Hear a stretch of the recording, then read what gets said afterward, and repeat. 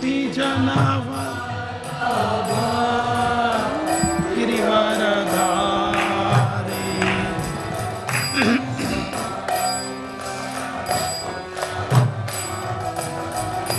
Shudanandana Braja Jana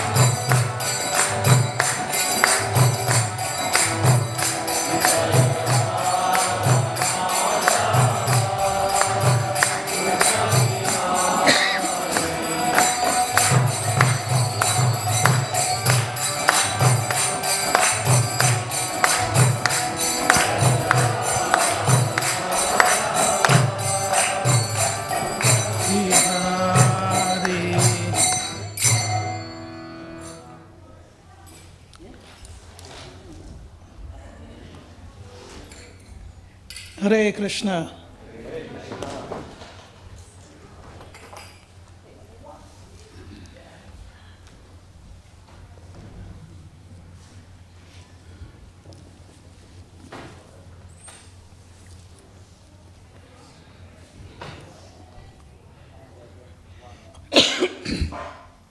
So I was approached to talk about Sankirtan, and one of the Sankirtan leaders, I happened to meet him, and he said, I asked him, what verse should I speak on?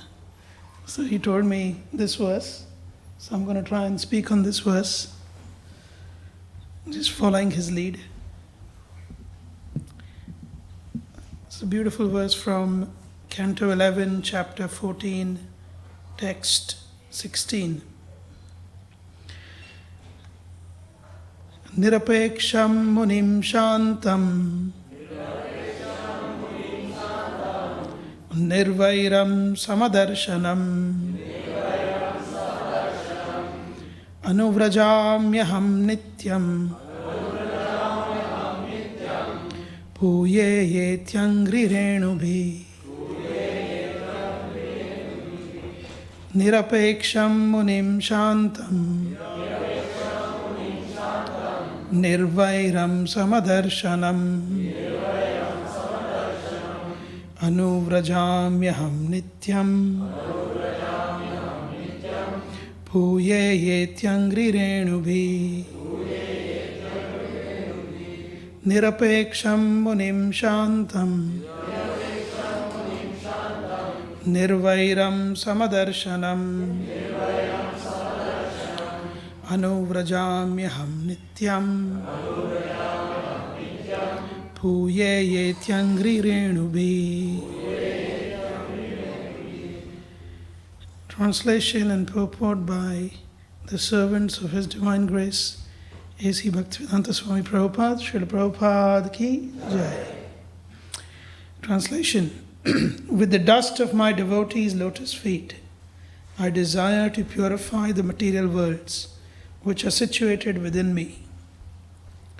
Thus, I always follow the footsteps of my pure devotees, who are free from all personal desire, wrapped in thoughts of my pastimes, peaceful, without any feelings of enmity, and of equal disposition everywhere.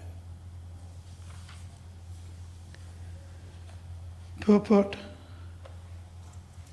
Just as the devotees always follow the footsteps of Lord Krishna, similarly Lord Krishna, being a devotee of his devotees, follows the footsteps of his devotees. A pure servitor of the Lord is always meditating on the pastimes of the Lord and considering how to assist the Lord in his mission. All the material universes are situated in Sri Krishna's body, as demonstrated to Arjuna, Mother Yashoda, and others. Lord Krishna is the Supreme Personality of Godhead, and therefore there is no question of impurity in the Lord. Still, the Lord desires to purify the universes situated within him by taking the dust of the lotus feet of his pure devotees. Without the dust of the lotus feet of the devotees, it is not possible to engage in pure devotional service, without which one cannot directly experience transcendental bliss. Lord Krishna thought, I have established this strict rule that one can enjoy my transcendental bliss only through devotional service obtained from the dust of the lotus feet of my devotees. Since I also desire to experience my own bliss, I will observe the standard procedure and accept the dust of my devotees' feet. Srila Madhvacharya points out that Lord Krishna follows the footsteps of his devotees in order to purify them. As the Lord walks along behind his pure devotees, the wind blows the dust of the Lord's feet in front of his devotees, who then become purified by contact with such transcendental dust. One should not foolishly look for material logic in these transcendental pastimes of the Lord. It is simply a question of love between the Lord and his devotees. Om Ajnantimirandasya Jnananjana Shalakaya Chakshurunmilitam Yena Tasmai Shri Gurave Namaha Namo Om Vishnupadaya Krishna Preshthaya Bhutale Srimate Bhaktivedanta Swami Nitinamine Namaste Saraswati Deve Gauravani Pracharine Nirvishesha Shunyavadi Paschatya Deshatarine Jai Shri Krishna Chaitanya Prabhu Nityananda Shri Advaita Gadadhara Shri Vasadi Gaura Bhaktivinoda Hare Krishna, Krishna Krishna, Hare Hare, Hare Rama, Rama Rama, Hare Hare. So I just realized I did not allow any of you to chant the verse. So maybe if somebody would like to chant, somebody from men and from the ladies. Anyone? Nirapeksham Samadarsanam Anuvrajamyaham Nityam Puyayetyangri Renubi Nirapeksham Munim Shantam Nirvairam Samadarshanam Anuvrajamyaham Nityam Puye yetyangri renubi Nirpeksham munim shantam Nirvairam samadarshanam Anugrahamyaham nityam Puye yetyangri renubi. So this is a wonderful verse to meditate on. It's a discussion between Lord Krishna and Uddhava, who is both his cousin and his friend, and a dear devotee.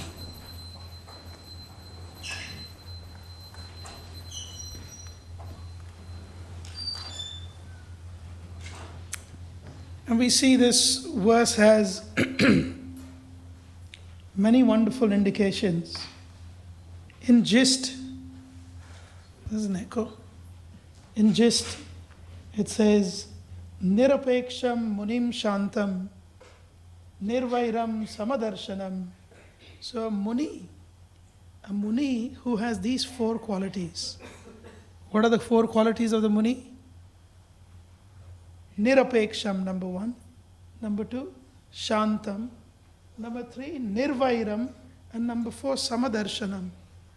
A muni, a devotee with these four qualities is very special, because Krishna tells Uddhava, Anuvrajami aham nityam. He does not follow me, I follow him. Krishna says, Anuvrajami aham nityam. I always follow such a person who has these four qualities. I always follow my devotee. So far we learned that we have to become a servant of Krishna, a servant of the servants of Krishna. But here Krishna is saying, I follow that devotee.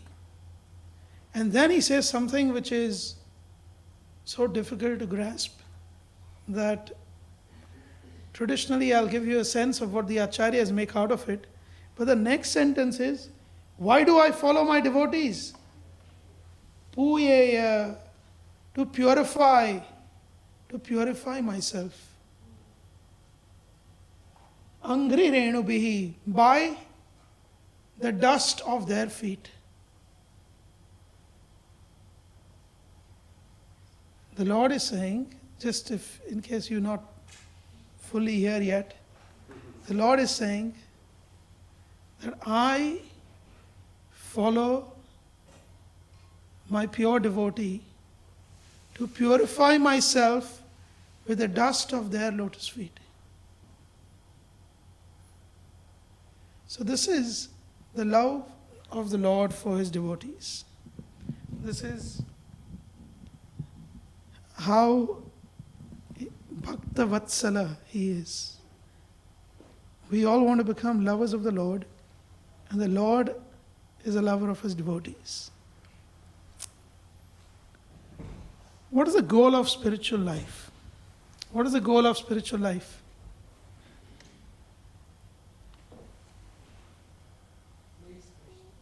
To please Krishna, yes. To develop love for Krishna. Both correct. To develop Krishna consciousness.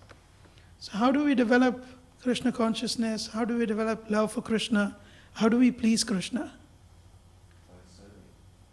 By serving his devotees. By serving his devotees. Jad Bharat was approached by King Rahugana, a great king of Sauvira kingdom. Sauvira is now Sindh in Pakistan. So he was the king of that region. The entire region of what we call as Afghanistan, Pakistan, he was the king of that region. He approached Jad Bharat. And of course we know the pastime of Jad Bharat. And at the end, he surrendered to Jad Bharat and he asked him, you seem to be an exalted spiritual personality. Please tell me, how do I perfect my life?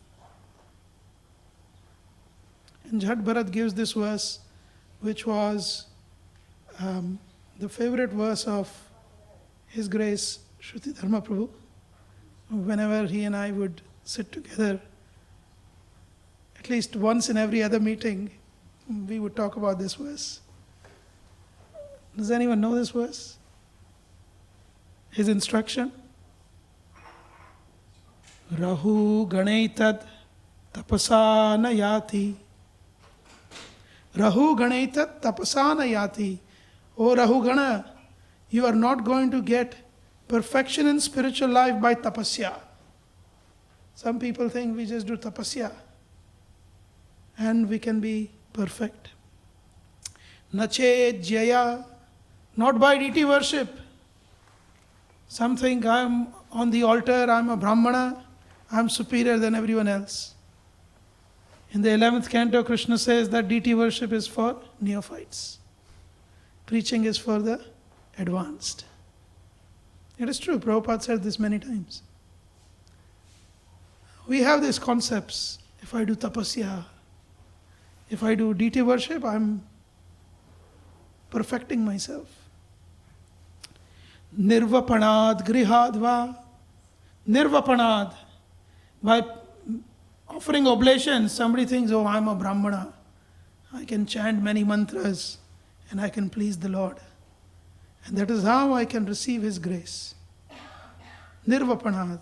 Swaha Om Indraya Swaha, Varunaya Swaha, Vishnave Swaha. You do all the swahas, Krishna will be pleased. But Jada Bharat says, not by tapasya, not by ijya, worship, not by your offerings. Nirvapanad. Grihadva, then what? Maybe I can become a very ideal grihastha. Nice family life, very balanced spiritual material life. Enjoy sometimes, and then when you are fed up, chant your rounds, then go enjoy again. Balance. Jadbharat throws that out. He says, not even by being a perfect grihastha can you attain the goal of life. Then what? I think you have to become a Sanskrit scholar. Scholar in the Vedas, scholar in the Upanishads. You have to be a wonderful orator. Then he says, na chandasa. No, not by chandas, not by becoming a scholar. You will not receive the grace of the Lord. Jalagni Suryai. Not by standing in the cold river in the middle of the winter, nor surrounding yourself with fire in the heat of the sun. That will not, this kind of self-torture will also not invoke the grace of the Lord. So what will invoke the grace of the Lord? He gives the answer. Vina mahatpad rajobhishekam. Without taking abhishek. You know what abhishek is? It comes from sich dhatu in Sanskrit, which means to shower. Abhishek means to shower completely, drench. Early morning, we stand under a shower. Drenching yourself, that is abhishek. Jadbharat says, unless you do this particular abhishek, you cannot attain the goal of life. What is that abhishek? Vina mahatpada rajobhishekam. Without the abhishek of the dust of the lotus feet of the great souls. Mahatpada raja. Raja means dust. So should we, after the class, all gather here, maybe with broomsticks, and broom the temple hall, collect the dust, take shower? Is this the meaning? What does it mean to take abhishek of the dust? Why is there so much discussion about the dust of the lotus feet of the Lord, of the devotees? Anyone? What is the significance of this dust?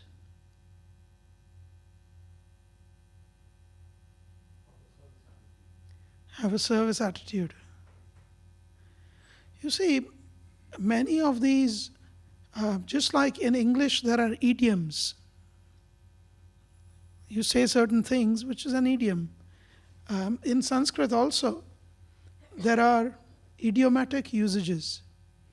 And when somebody says, like for example in Chaitanya Charitamrita we find Dante Trina Dhori, taking a blade of grass in between your teeth and approaching the spiritual master, or approaching Mahaprabhu. Rupa and Sanatan, they approach Mahaprabhu by sticking a blade of grass in between their teeth.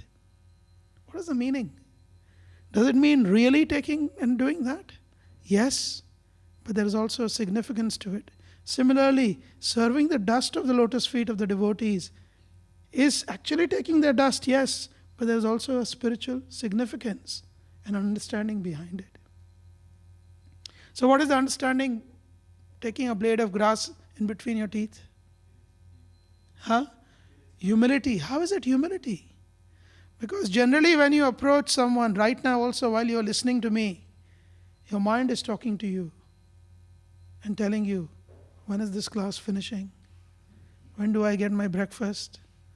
Oh, I heard today is Ekadashi still, till 11 a.m. So I will get Ekadashi Prasadam. I wish I could eat non-Ekadashi. All kind of things. Maybe I'll go home and I'll cook a pizza for myself. All kinds of things. Your mind is talking. I'm talking to you, but your mind is already talking to you. So, to not talk back, to control your mind, control your words, is to put a blade of grass. Imagine you stick a blade of grass in between your teeth. What can you speak without dropping the blade? Can you speak? No. So when you approach a spiritual master, when you approach a spiritually significant personality, you approach in that mood. There is nothing for me to speak. I am a fool. Murkhami, even Mahaprabhu says, I am a fool. What can I speak? You tell me, you guide me, you instruct me. So what is the significance of the dust? You see, the dust has a quality. The quality of the dust is two things. One, it always remains stuck to the feet in a lower, inferior position. Is always, wherever the feet is going, the dust goes along with it. Isn't it? If there's dust stuck on the feet. So the significance of serving the dust or becoming a dust particle is to serve that personality, is to follow their footsteps, is to serve their desires. The dust never thinks, oh, I want to separate from the feet and fly off somewhere. No, it is stuck. Wherever the feet goes, the dust goes. So the significance of the dust is to follow the footsteps, is to fulfill the desire.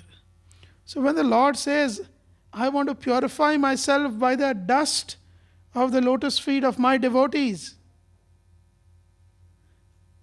the last dust of the lotus feet of the devotees are their desires, are their instructions. The Lord fulfills. He considers his position as only relevant to the degree he can fulfill the desire of his devotees. Otherwise, he says, what is the relevance of my position? This is the love that he has for his devotees. And his devotees are very dear to him. You see, generally, who is dear to us? Our family members, friends. They are very dear. We say, oh, my son, daughter, my wife, my friends, my grandchildren, if I have any. My own body is dear to me. Who is dear to Krishna? Krishna tells Uddhava just before this particular verse, he says, please listen carefully. He tells Uddhava these words. He says, Na tatha me priyatama. There is nobody dear to me more than you. Not even Atmayonihi. Not even one who is my firstborn son. Who is that? Brahma. He appeared from Krishna. He says, Brahma is not so dear to me as dear as you are. Na Shankaraha. Not even my grandson. From Brahma came Shankara. So my son is not dear to me. My grandson is also not dear to me. Shankara also, Sham means to be happy. So Shankaraha means one who makes him happy. Lord Shankara, Lord Shiva makes Krishna very happy. And he considers him to be a friend also. So although he is a friend or my grandson, I am not considering him to be the dearmost. Nacha Shankar Shano na Shri. Nacha Shankar Shanaha. Shankar Shana, who is Shankar Shana? Balramji. My brother. My son is not dear to me. My grandson is not dear to me. My brother is not dear to me. Nacha Shri. Shri, who is Shri? Lakshmi Devi. Wife. Radharani. Of course, here it means Lakshmi Devi. So Lakshmi Devi is not dear to me as much as you are. Uddhava. Then he says, Naivatmacha yatha bhavan. Na eva atma. Atma, self. The acharyas have commented here, the self means the deity form of the Lord.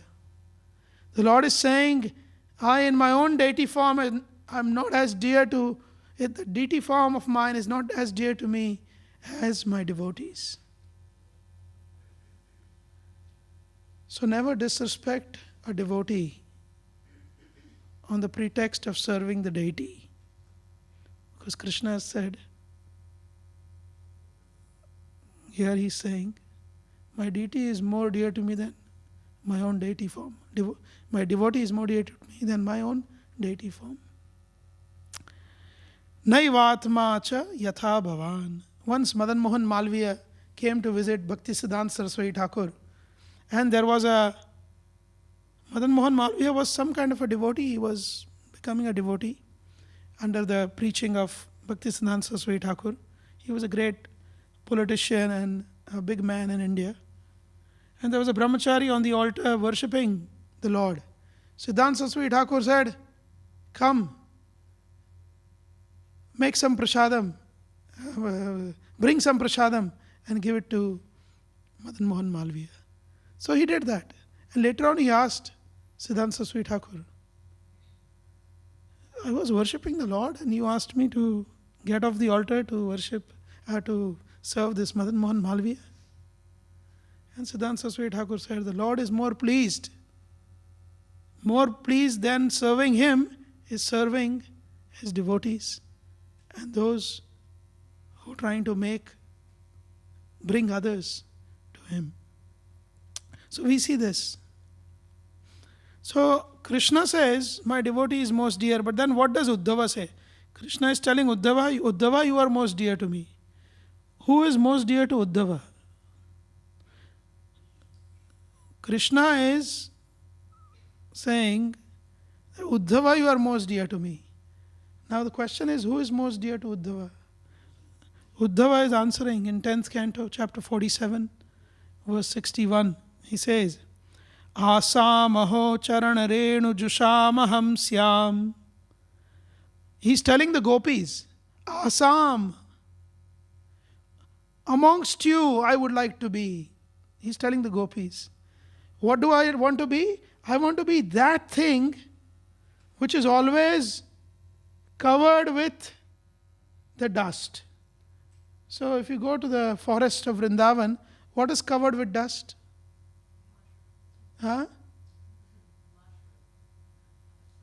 Mushrooms? Okay. Plants? Grass is covered with dust, yes. And plants, whatever grows, all the foliage is covered in dust. So here we see that Uddhava is saying, Asam aho charana renu jusham aham syam. I want to be that thing which is always rejoicing in your dust, O gopis. Vrindavane, I want to be born in Vrindavan. Kimapi, nobody significant, just somebody. Who is that somebody? Gulma lata aushadhi nam. I want to be a gulma, a little creeper, a lata, a small plant, aushadhi, or a little foliage somewhere, little leaf. Why? Because if I can be a little creeper, then the gopis, your dust will fall on my feet. So Krishna is telling Uddhava, you are the best of my devotee. But Uddhava is saying, I'm not after you, Krishna. I want the dust of the gopis. This exemplifies the superior position of the gopis. Ya dustyajam swajanam aryapatham chahitva. Why are they so glorious? Because they gave up everything for Bhejur Mukunda Padavim, to worship Mukunda. Shrutubhir Vimragyan. Shrutibihi. The Vedas, they are saying, is this Krishna? No. Na iti, na iti, nati, neti, neti, neti. The Vedas are saying, neti, neti, neti. They are trying to find Krishna, but the gopis actually served him. And the Lord served them. So we see that every devotee is essentially sustained on the dust of another devotee. This is our philosophy. And here the dust means the instructions. Following the dust means following the desires, following the instructions. Krishna serves the instructions. Here, actually, the word is very beautiful. Puyeya, this word, which means I purify, Krishna says. I purify myself. I follow my devotees because when the dust of my devotees blow on me, I purify myself. Angri renu bihi. This is very profound. So can anyone tell me how Krishna needs to be purified? He is all pure. In Bhagavad Gita we see Pavitram Paramam Mahan. Arjuna says, you are the supremely pure. So someone who is supremely pure, what is the requirement? What is the necessity for getting purified? Anyone?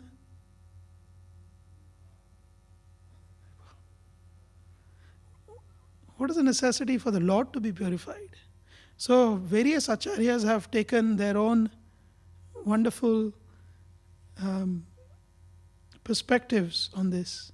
Sridhar Swami says, actually the Lord is supremely pure. But within the body of the Lord, is the Brahmandas, is the universes. All the universes are within the body of the Lord. Even as Mahavishnu, when he breathes out, and then he breathes in. So all the universes are in the body of the Lord.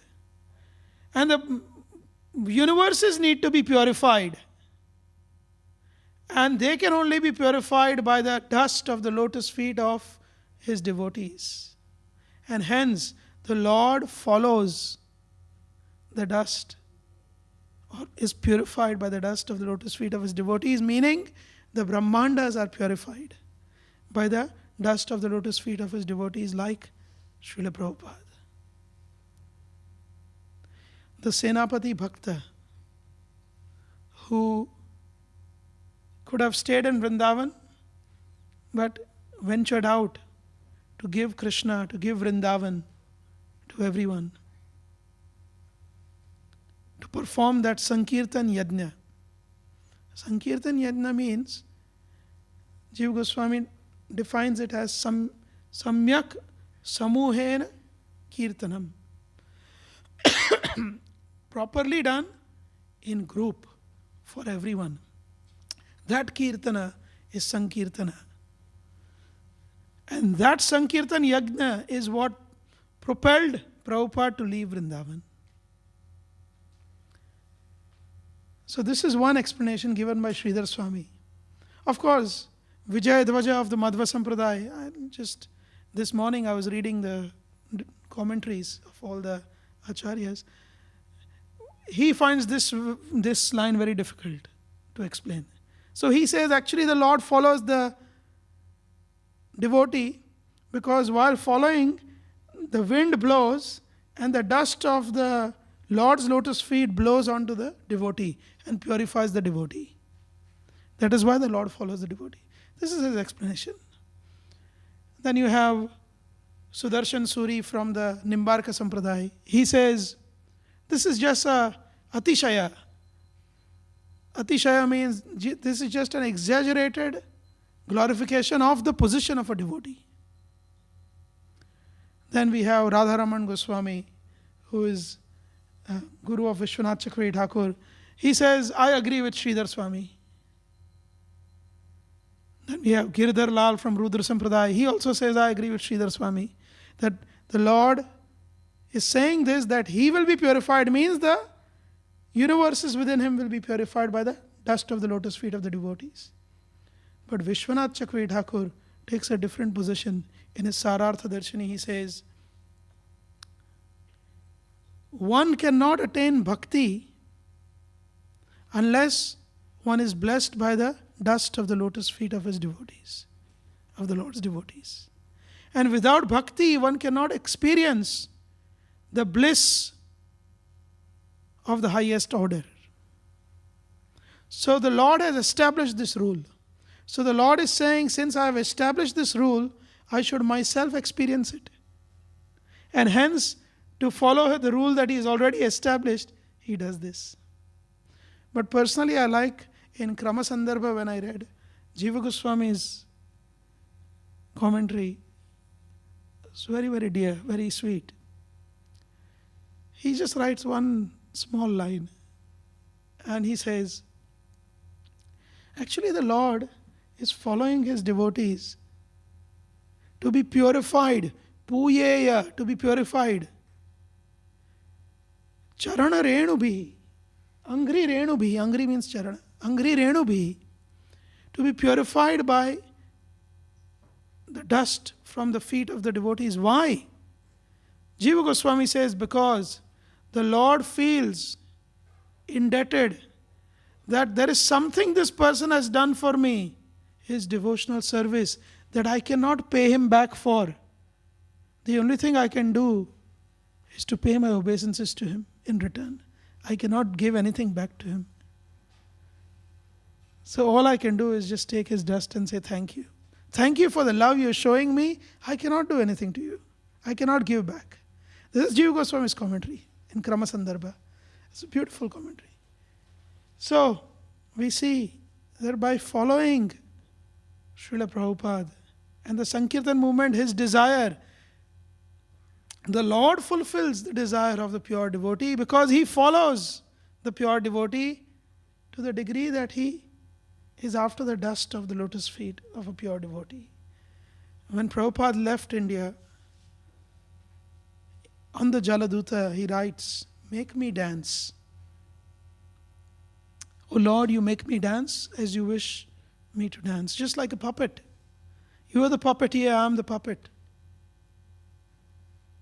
But the Lord knows what was in the heart of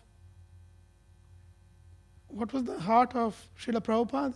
The instruction of his Guru Maharaj. What was the instruction of Guru Maharaj? This Sankirtan, the glories of the Lord. Basically, what is Sankirtana? Kirtana means, it comes from the Sanskrit root Kirt, which means to glorify, to make famous. Nowadays, we are all into making ourselves famous by having so many social media sites that we subscribe to. But the real making famous is making the Lord famous, making Krishna consciousness viral, making this Sankirtan Yajna is making Krishna consciousness viral everywhere. That is what was the desire of Siddhanta Saraswati Thakur. And his Param Guru, also his father, Bhaktivedanta Thakur. In 1896, the year when Prabhupada appeared, Bhaktivedanta Thakur sent to McGill University in Canada, he sent his book, Teachings of Lord Chaitanya. And you go back to Jiva Goswami, and Jiva Goswami was the first Sankirtan leader in Radha Damodar Mandir. You see that is the place where Jiva Goswami, he taught Bhagavatam, and he said many manuscripts should be written of all the works of the Goswamis and sent in 3 directions. He sent Narottam, he said Srinivas, to distribute the books. That book distribution movement started from there. Of course, the Nagar Sankirtan started from Mahaprabhu himself, because that is the Yuga Dharma. There are many yajnas in previous ages. The only yajna for this age is the Sankirtan yajna. So we see that Krishna fulfills the desires of his devotee. He serves the lotus feet of his devotee, even physically. Any example of where the Lord served the lotus feet of his devotee physically? Huh? Sudama is a great example, yes. So Sudama, yes, David, you want to say something? Arjuna, yeah.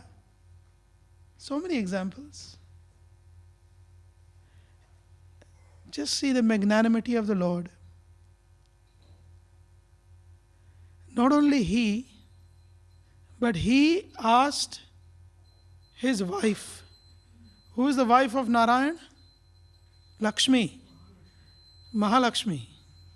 He asked Lakshmi Devi in the form of, who is the wife of Dwarkadish Krishna? Rukmini. Rukmini's expansion is Mahalakshmi. He asked Rukmini also to wash the feet of Sudama. Lakshmi Devi washing the feet. Devotee doesn't endeavor for money. Mr. Birla was once with Srila Prabhupada, and Srila Prabhupada was talking to Mr. Birla, and Mr. Birla had one particular servant who was very dedicated. For 45 years he had been serving Mr. Birla. Big mustache from Bihar. Yeah, big fat man, tall. And he was serving Mr. Birla nicely. And Srila Prabhupada was there with his disciples, Giriraj Maharaj and others. All American boys and girls and some English boys and girls. And he was in Mr. Birla's house. And he was telling Mr. Birla was known to flaunt his wealth, to show off about his wealth. So he had this very grand arrangement for prasadam. Prabhupada was sitting on the dining table with Mr. Birla. And Mr. Birla went on saying, we have done this, we have done that. And Srila Prabhupada said, if you serve Narayan, Lakshmi Devi automatically will be pleased with you. Just look at us. This servant of yours, he was pointing to this big guy with mustache. This servant of yours, where is he from? Mr. Birla said, oh, he's been in our family for 45 years. And he's serving us, he's from Bihar. So he said, oh, Prabhupada said, and how much you pay him? So Mr. Birla said, yeah, I pay him 300 rupees a month. And those days was good amount of money. And Srila Prabhupada said, and look at me. You have this fat old man serving you. I have so many American boys and girls. And just by pointing my finger once, they will stand up and come and they will serve me. And I don't even pay them a single penny. And then Srila Prabhupada went on to show his Bank of America credit card. He said, in America they gave me credit card for $3,000 limit. And then Prabhupada said, he showed his passport and he said, the government of America, they approved my green card. So Prabhupada had a green card. So he showed his green card. And Mr. Birla was slowly sulking and he didn't know what to say. And then Prabhupada made a point.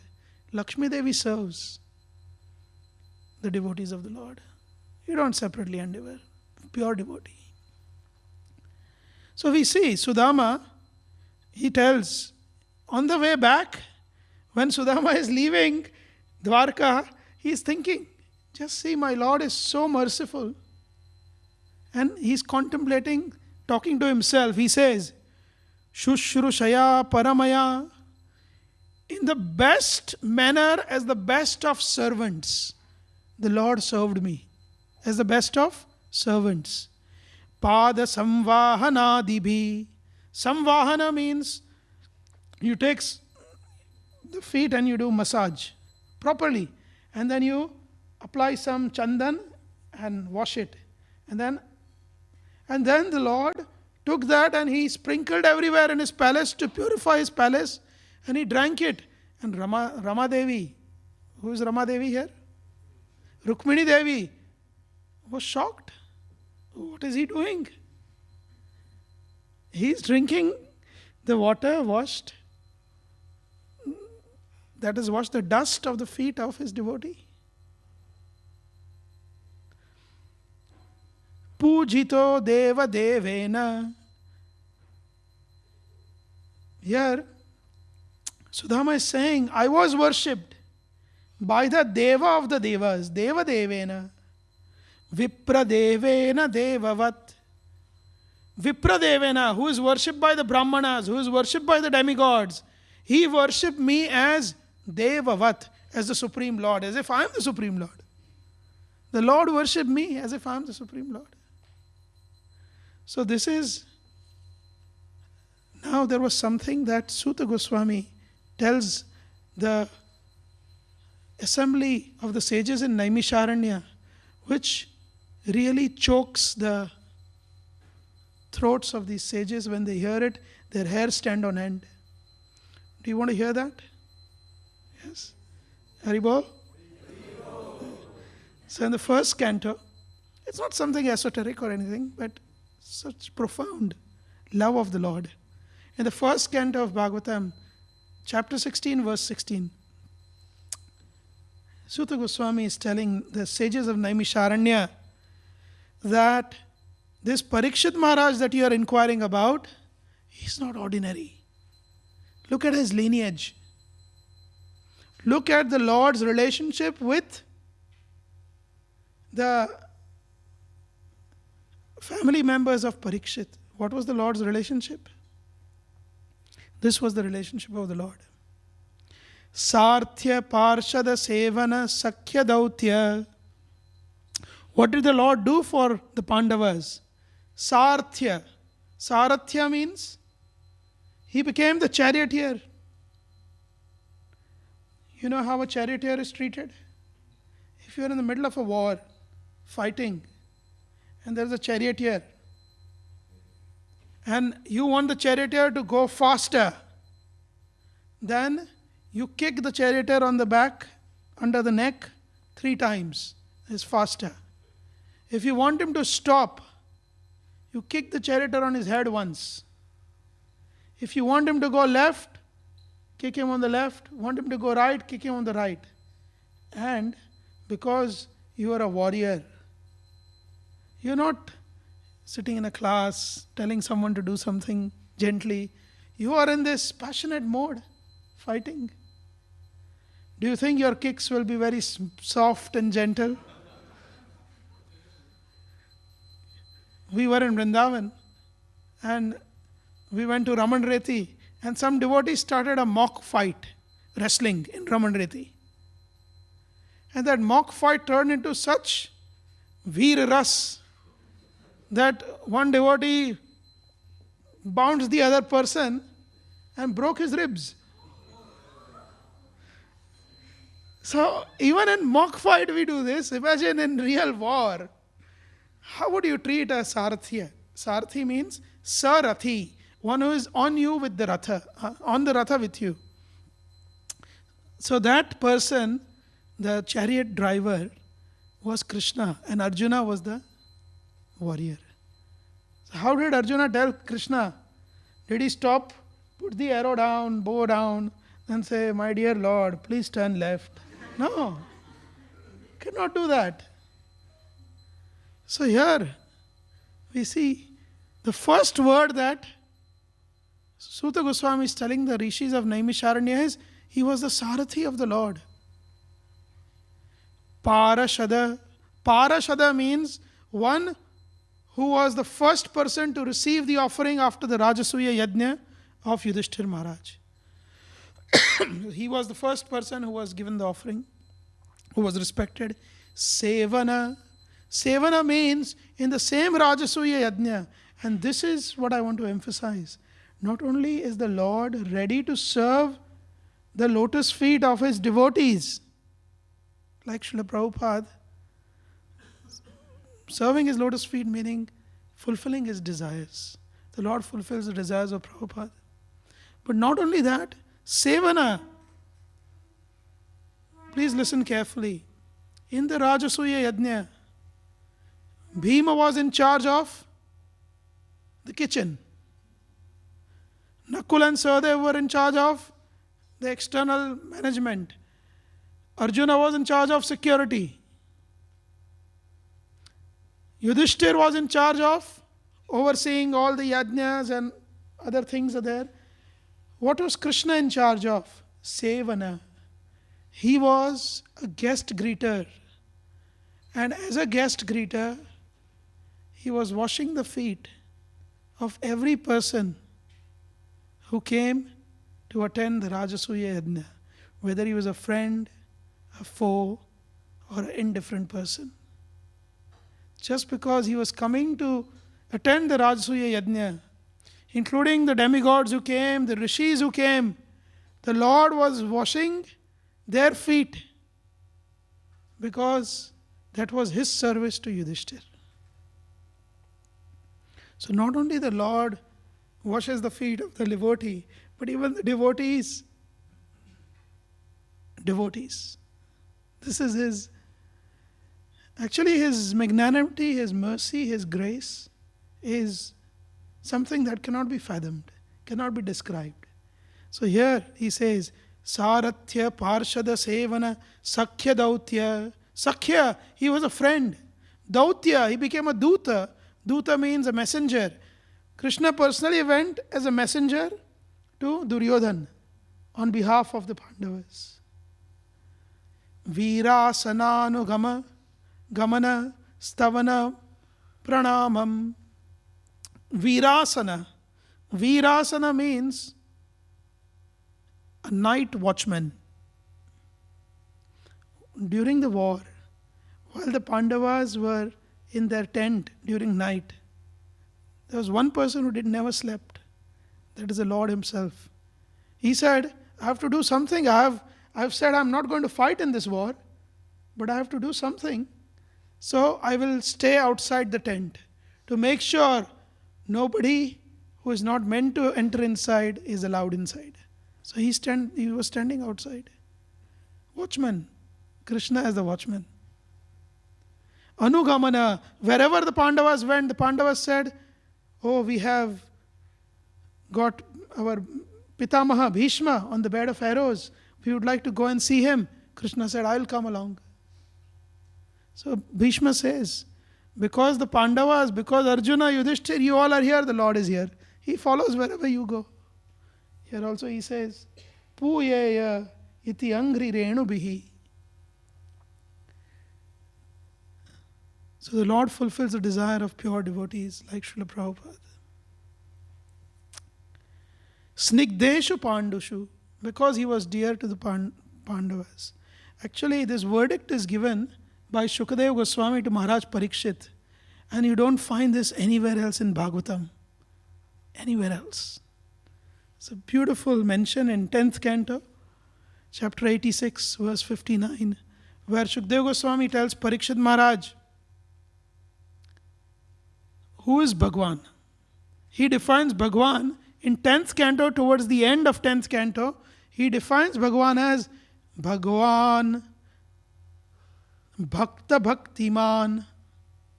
Bhagwan is he who performs the bhakti of his bhakta. This is from Bhagavatam, Shukadeva Goswami's verdict. Who is Bhagwan? Many definitions of Supreme Personality of Godhead are there. But this definition is so sweet and unique. He is the one who performs bhakti. Who performs bhakti? Bhagwan is someone who performs bhakti of whom? Of his bhaktas. Bhagavan, Bhakta Bhaktiman, he says. So we see this. And now, coming to this point, what is the nature of these great souls that Krishna follows? Munihi, Nirapeksham Munim Shantam, Munim. What is the nature of this Muni? Narad Muni himself tells the nature of this Munis. Vyasadeva asks Narada, how did you become Narada? Relating his own life, previous life, Narad Muni says how he was a Dasi Putra. And as a small boy, he had the great fortune of associating with the great souls, whom Srila Prabhupada very beautifully calls them in translation. He says, They were the Bhaktivedantas. Why? Just listen. Very sweet understanding. First canto, 5th chapter, verse 28. These munis, these Bhaktivedantas were what? Who were they? Sankirtyamanam. This is from Bhagavatam. They were performing Sankirtan. Sankirtyamanam munibhir mahatmabhir. They were Mahatmas who were performing Sankirtan, who were going around glorifying the Lord. That is why Prabhupada calls them Bhaktivedantas. Bhakti pravrittatma rajas tapoha tamopaha. Tamopaha means rajas and tama. These modes of nature, lower modes of nature, were suppressed by my association, Narad Muni says, of these great Bhaktivedantas who were Sankirtyamana Munihi. Sankirtyamana. They are munis who are not selfish. Even Prahlad Maharaj in his prayers to Nrsingadev, he says there are many munis who are selfish, who are only interested in their own welfare and well-being. But the greatest muni is he who leaves his own place and position for the welfare of everyone else. So here, Sankirtyamana Muni. And such a Muni has 4 qualities. Nirapeksham. Nirapeksha, he doesn't have. Apeksha means expectation. Nirapeksha means no expectation. So how can you have no expectation? The Acharyas have explained, Jiva Goswami commenting on this Nirapeksha, he says, here Nirapeksha does not mean no expectation. It means no expectation of anything material. Which means one is only absorbed in Krishna Katha continuously, uninterruptedly. You see, when the sages of Naimisharanya, they were gathered according to the Bhagavatam, when they were gathered, and they asked Suta Goswami to recite. Suta, please recite what you have heard in that assembly between Parikshit and Shukadev. What did you hear? Please recite. The sages are very clever. They think that Suta might give some excuse for not reciting continuously. So they tell Suta, we are never satisfied with Harikatha, so you continue reciting. And then Suta might say, well, I will continue reciting, but some of you are very old, some of you are 100, 200, 300, 500 years old. Maybe some of you may drop dead in between. Maybe some of you might have some disease, some pains, aches and pains. So how can I continuously speak? So the rishis of Naimisharanya were so powerful that they said, and in case you are going to think like that, let us tell you, please continue this Bhagavad Katha uninterruptedly, because amongst us we have made sure that there is also Yamraj sitting amongst us. This is mentioned in Bhagavatam. Yamraj is also here. So currently the office is closed. So no souls are going to die. No Yamadutas are all relaxing. They are so busy. Sometimes they get holidays. So they are getting this holiday period. And Yamraj himself is here. So you continue. Nobody will die. Nothing will happen. World will go on. Not even a leaf will fall. Nothing. You just continue. So a pure devotee, Nirapeksha, is absorbed in the Katha of the Lord. 1972, Srila Prabhupada was in New Vrindavan, and I heard this from the lotus mouth of His Holiness Radhanath Swami Maharaj many years ago. He was in New Vrindavan, and at midnight, Prabhupada, it was Janmashtami, at midnight Prabhupada said, okay, let us read Krishna book. And the devotees were fasting all day, Nirjala, so many devotees, hundreds of them in the temple room, completely packed, steaming, sweating. They were just summer, right? Janmashtami is in the summer. So they were really feeling now the day should end and we should get prasadam. And then Prabhupada at midnight says, let us read the Krishna book. And then all the devotees said, Jai Srila Prabhupada. So they started reading Krishna book. And as the Krishna book was being read, Prabhupada, with a single focus, was looking directly at Shri Shri Radha Vrindavan Chandra, absorbed, his eyes glued at the Lord as he was hearing.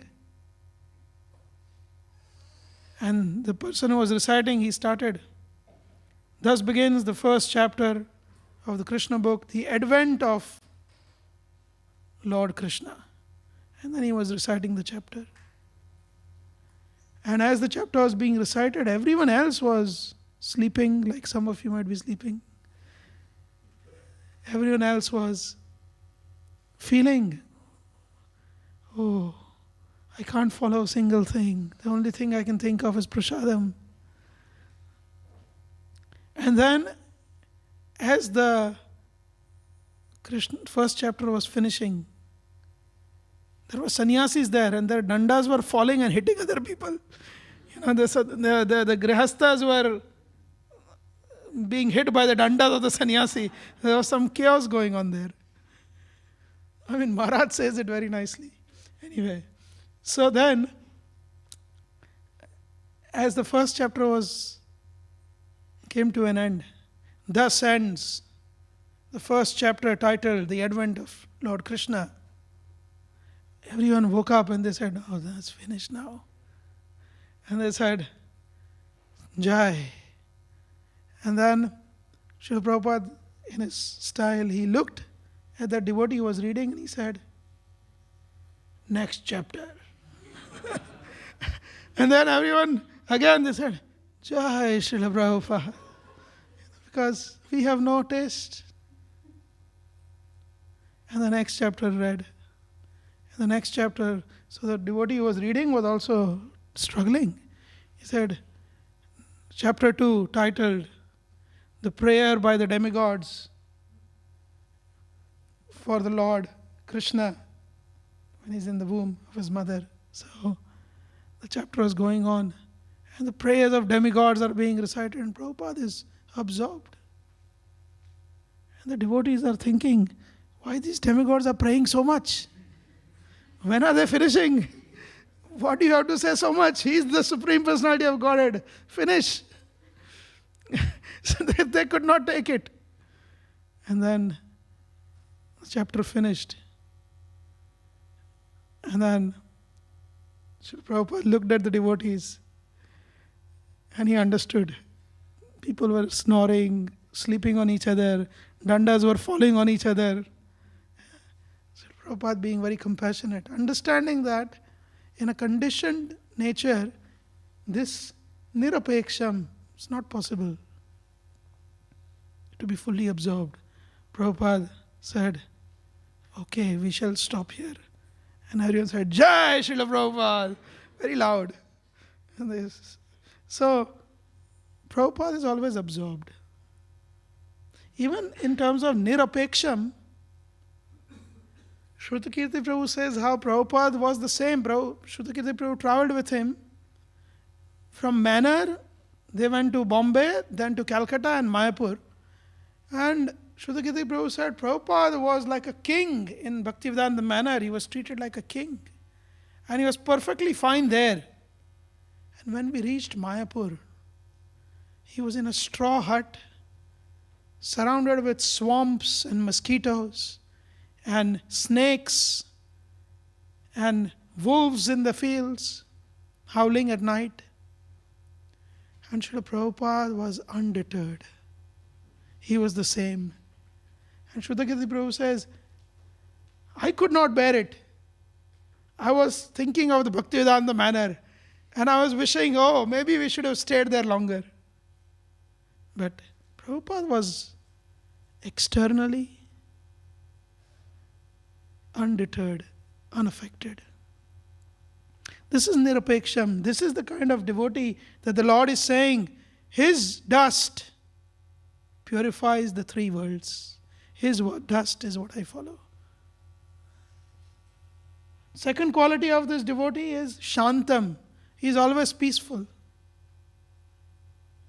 Giriraj Maharaj, once I heard from him, when Prabhupada was invited to Juhu temple for the first time, Surabhi Swami, who was the architect, he had designed in the Twin Towers, top floor, he had designed Prabhupada's room.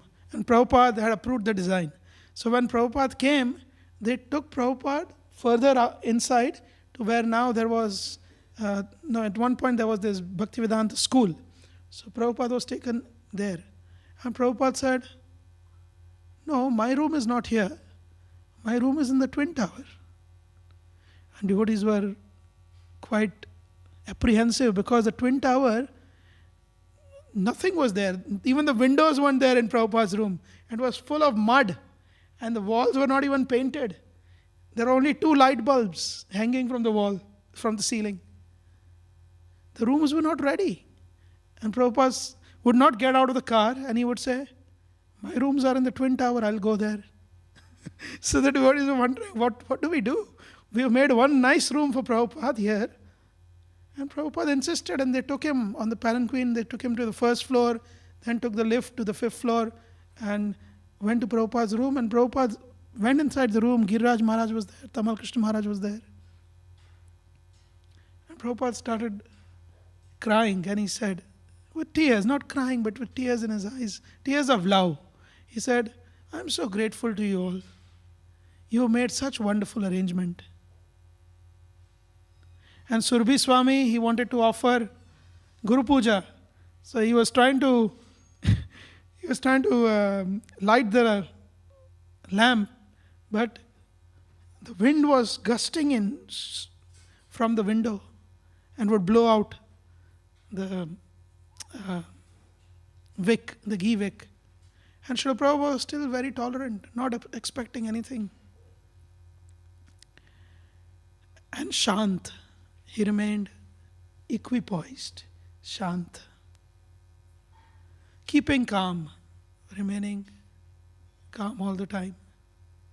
Similarly, when he was in Japan once, you might have heard this. There was this place that they hired for Prabhupada. It was a traditional Japanese home with paper walls. And traditional Japanese homes, they have toilets outside and there's a pot, a hole in the ground, and you go toilet there. So Prabhupada was there in the room and then it was very cold in the winter. Prabhupada did not feel comfortable.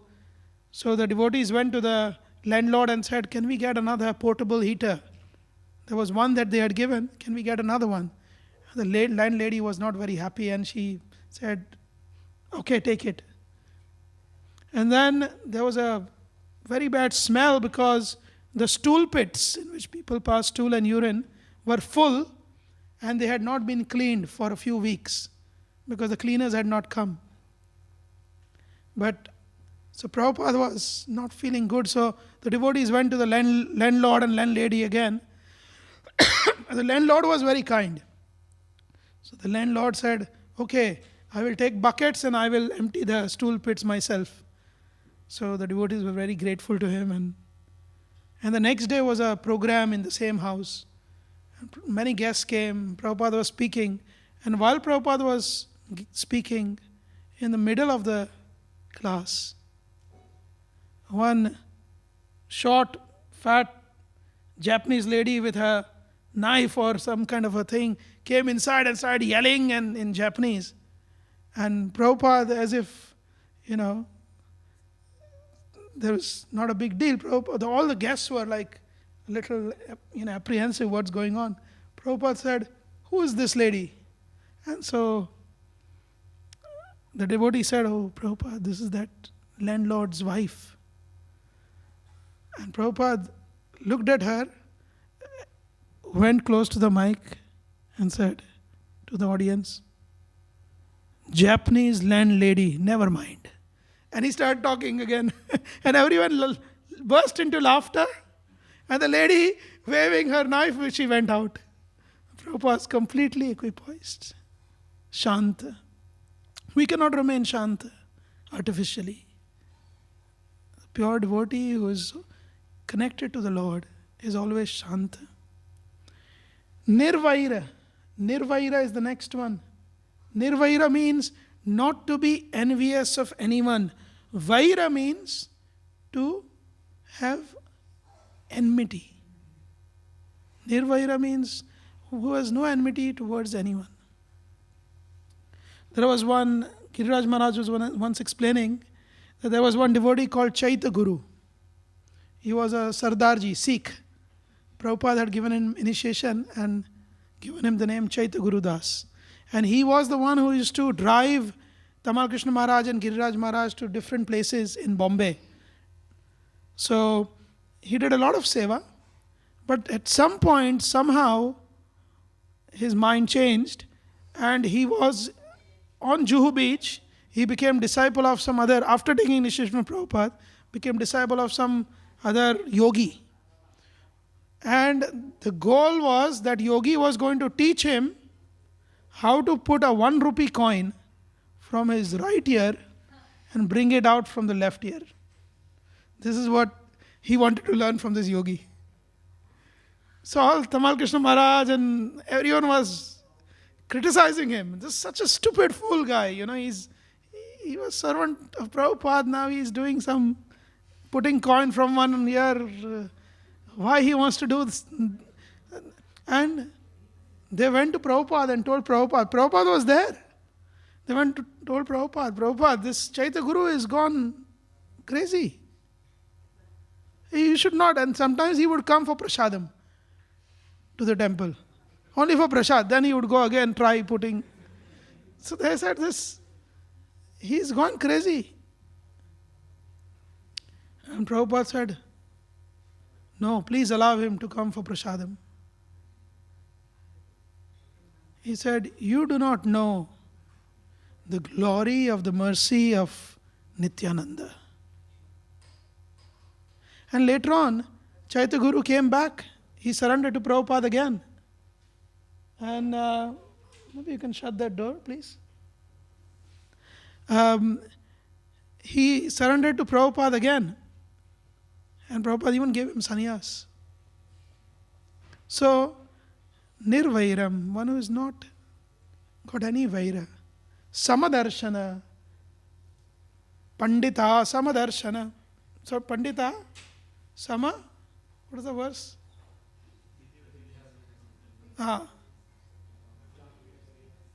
Brahmane Gavini Hastini.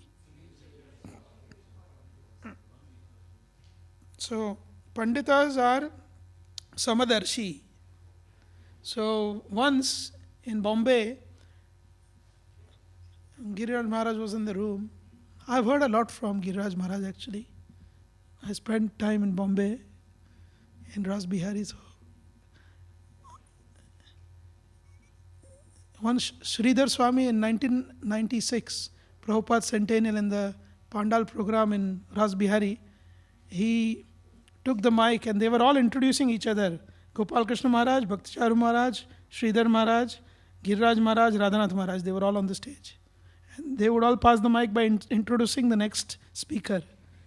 So Sridhar Swami was there and then Giriraj Maharaj. And Sridhar Swami took the mic and he said, and now I would request His Holiness Giriraj Swami Maharaj to speak. And his introduction is, he is Prabhupada Nectar Acharya. And he passed on the mic. He's always speaking of Prabhupada. So anyway, Giriraj Maharaj once said, I heard from him that there was a man, old man, he came barging into Prabhupada's room in Juhu. And he told Prabhupada, you are a sadhu, you are meant to be Samadarshi. Pandit, he looks at everyone equally, and yet you criticize those who are not devotees. And you glorify those who are devotees. No, you have to be equal vision. Why are you discriminating? So first Prabhupada said, oh, I'm not at that level. So I distinguish. I'm not at that level. So I still make distinction. No, but Bhagavad Gita says that you have to be Samadarshi.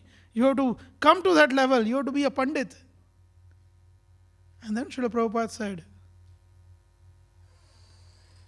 real Samadarshi means he who looks at everyone equally and gives Krishna to everyone without discrimination. And that is what I have done.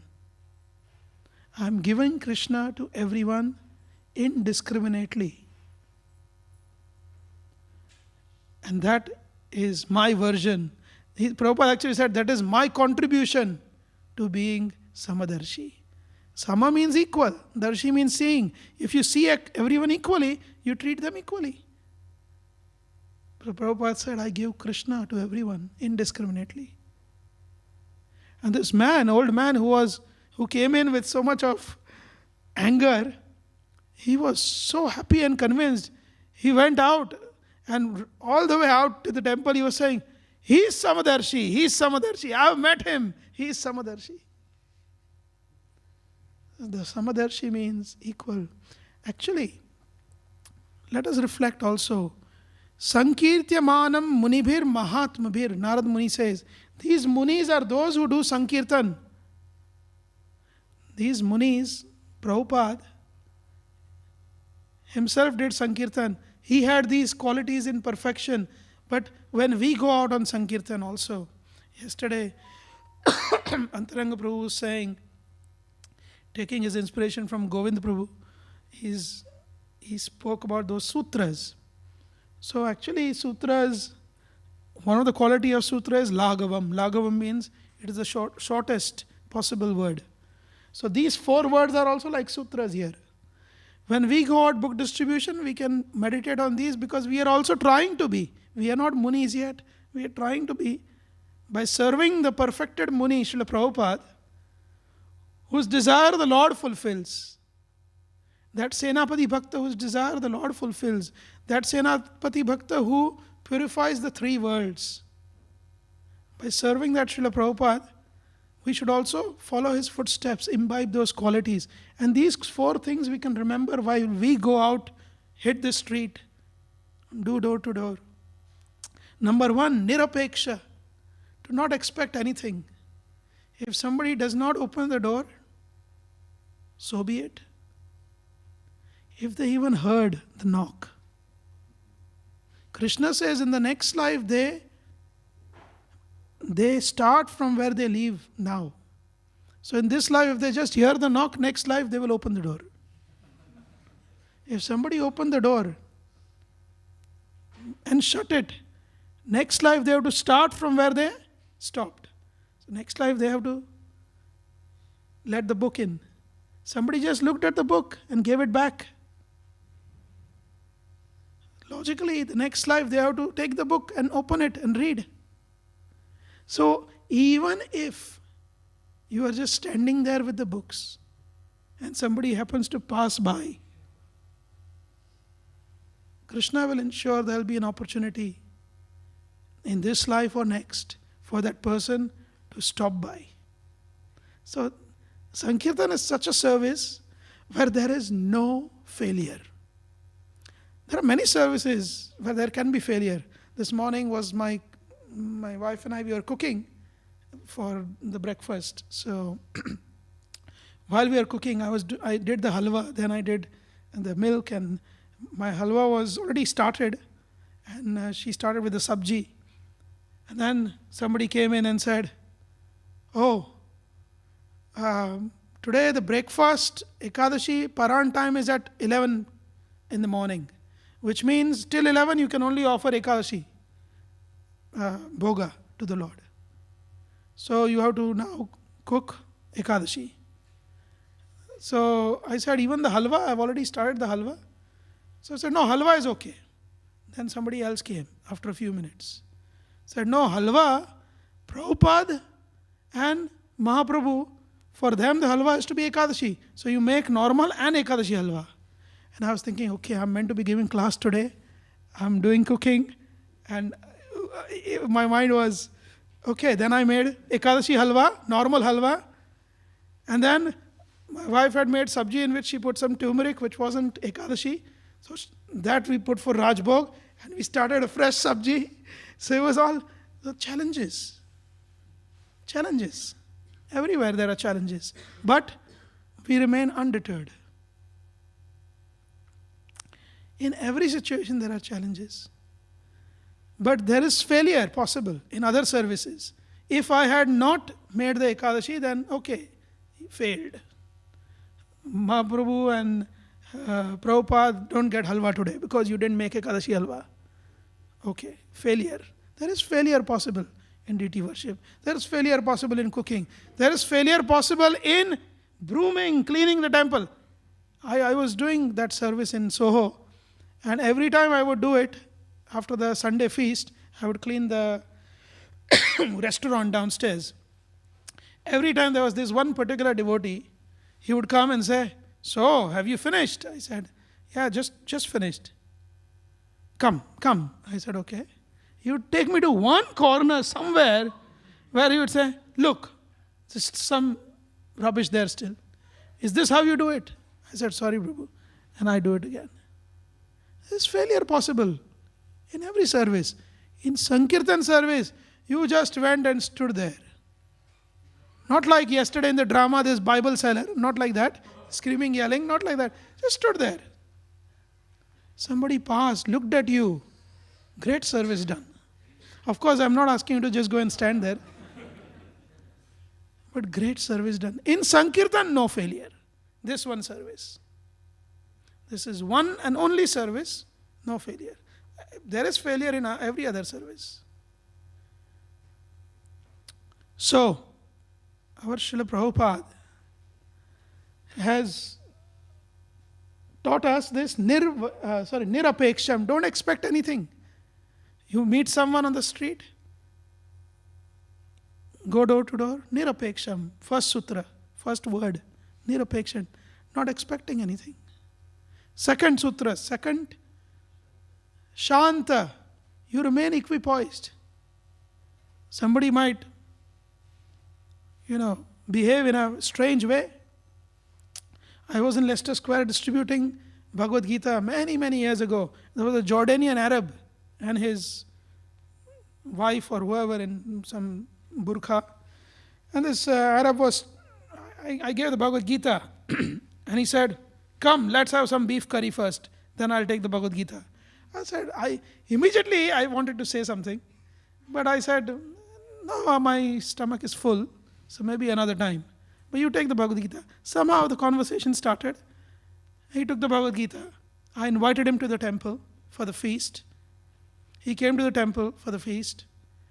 Anyway, fast forward, he was actually a student, and that girl that he was with was his wife, but he was a student staying alone in London. And fast forward, because a long story, he started coming for classes, and sometimes I used to speak Bhagavad Gita in Soho, so he would come for those. For 1.5 years, he came regularly for Sunday feast, chanting 16 rounds, following 4 Agri principles. He was a Jordanian sheikh. He was in touch with me for 7 years after that, and then we lost contact. So I don't know what happened. But in Jordan also, he took books, Prabhupada's books in Arabic and English. Of course, he knew English. But it started out in a very strange way. So Shanta. Nirvaira. Nirvaira means not to be irritating, arguing. Antaranga Prabhu also mentioned that yesterday. Not to be irritating and arguing. Nirvaira. We don't want to be arguing. On Oxford Street, in Regent Street, while I was giving out some books, one homeless person was sitting and he saw me giving books. So after some time he was smoking and just in rags and stinking, and I actually didn't want to stay there for long, but it was a good corner, so I stayed. And he would watch me, and after some time he said, "Hey man, you got some book for me?" And I said, "Sure, you can have a book." My immediate reaction was, I'll give him a leaflet. And I gave him a leaflet. He said, no, give me the book. So I said, okay, I have Bhagavad Gita, but we are taking some. With him, I wasn't sober. I wasn't my sweet self. I was just like, but we are taking some donation for this. So you'd have to pay for the book. I just told him that because I was a little irritated. Nirvaira means one who is not irritated.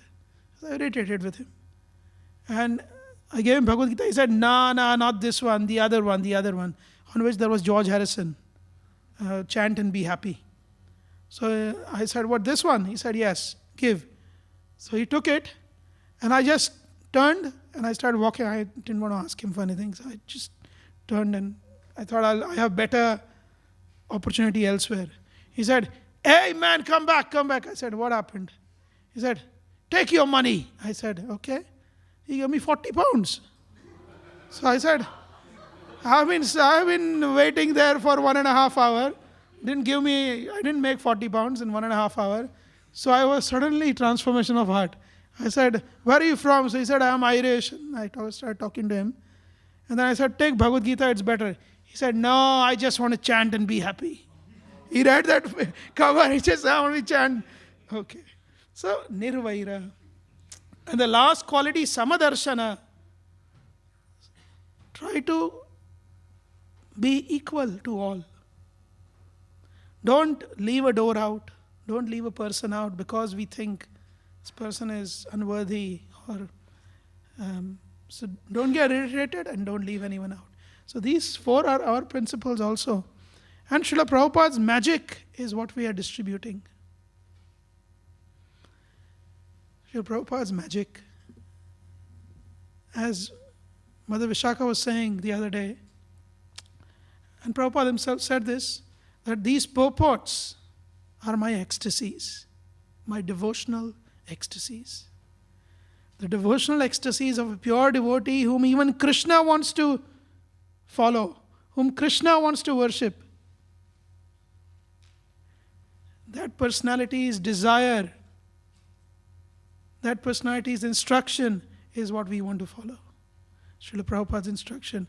And distribute his devotional ecstasies. And he is the real magician. He will transform things. I'll end with one nice little pastime.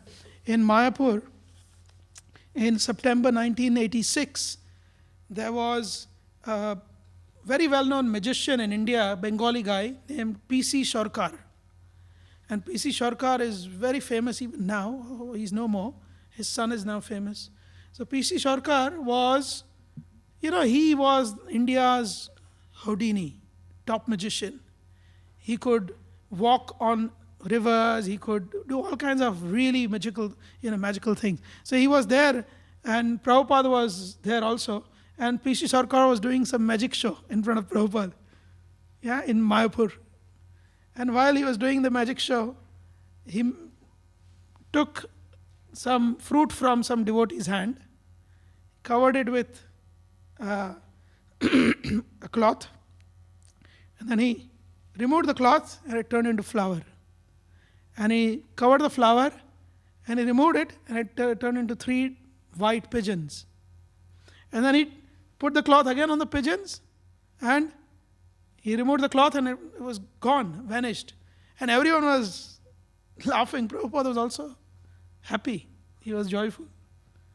And then he was going around and saying, now you tell me what trick I should do, I'll do. P.C. Sarkar was saying. So Prabhupada asked for the mic. Prabhupada said, listen carefully. Prabhupada said, can you make birth, death, old age and disease disappear? So P.C. Sarkar said, no, that I cannot do. Prabhupada said, that is real magic. I can do that.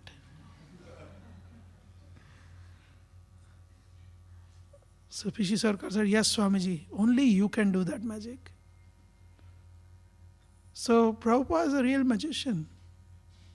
And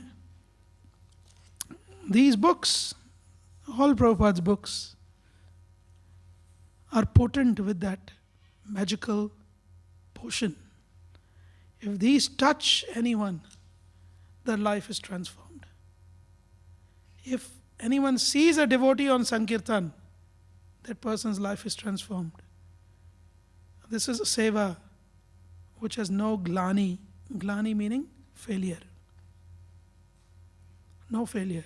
The only service. So I'm amongst one of the first speakers. We have Vishwambar Prabhu speaking, and Divyanam and so many others going to be speaking, and Vrindavan Chandra Prabhu.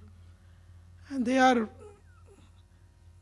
like in the war, there is some warrior, then there is Rathi, then there is Atirathi, then there is Maharathi.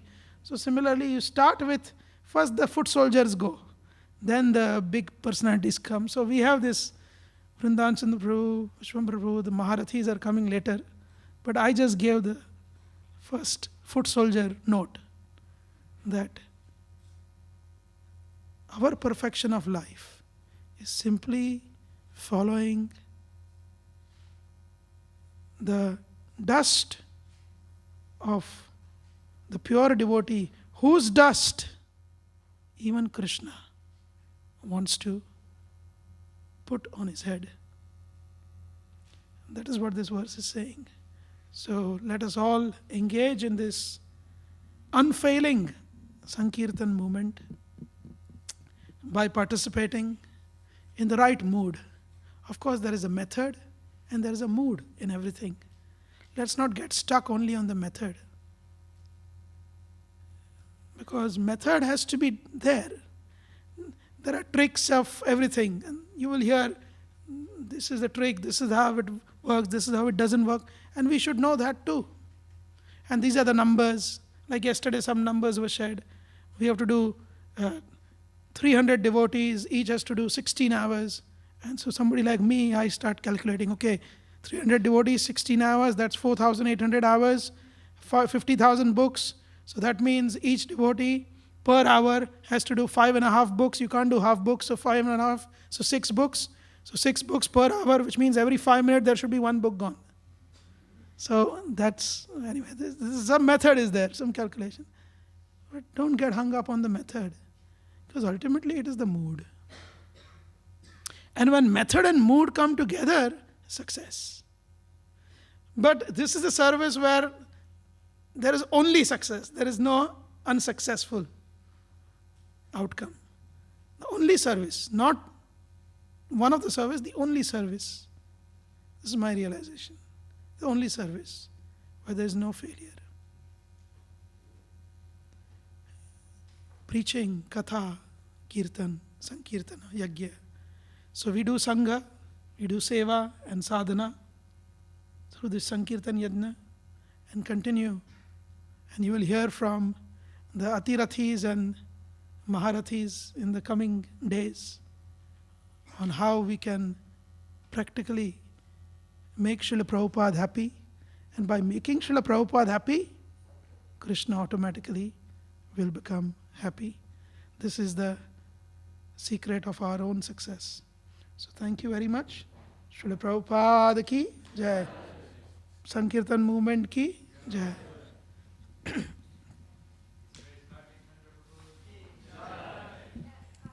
Prabhupada ki jai. Yes. Questions? I don't know if there's time for questions. Do we do questions, or somebody has to tell me yes or?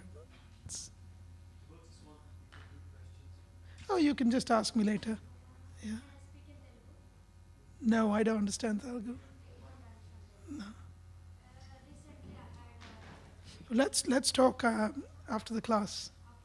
Yes. Yeah. Thank you. Srila Prabhupada ki jai. Because we meant to finish at 9.